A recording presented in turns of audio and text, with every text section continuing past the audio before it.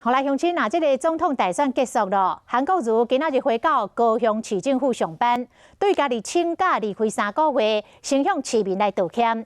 韩国瑜嘛讲，投入选举的履职的政务官，未阁回到市政府上班。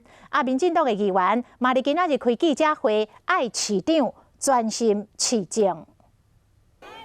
总统选战结束啊，高雄市长韩国瑜正式回来，真侪支持者拢入来到市府大喊加油。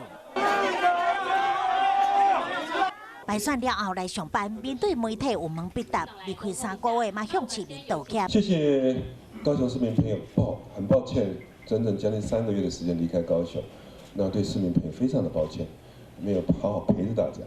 那我们市府团队的这个3个月该做的工作并没有停下来，这里表达对市民朋友的歉意。今天是休假上班第1天，市府团队一样会上紧发条。 外界关心当初投入选务的履职政务官，像新闻局前局长王千秋、观光局前局长潘兴旭，敢会阁回来？目前没有这个规划。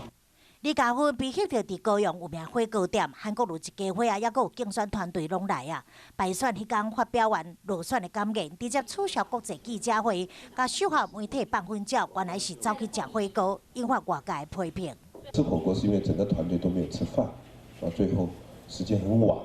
要谢谢他们的帮忙。那记者会取消，是因为我已经在台上把我们心声感想都讲完，也呼吁大家能够冷静，回家接受选举的结果。专心市政，公开道歉，公开道歉。我们不希望韩市长把夫人政治跟闺蜜政治再带回来高雄。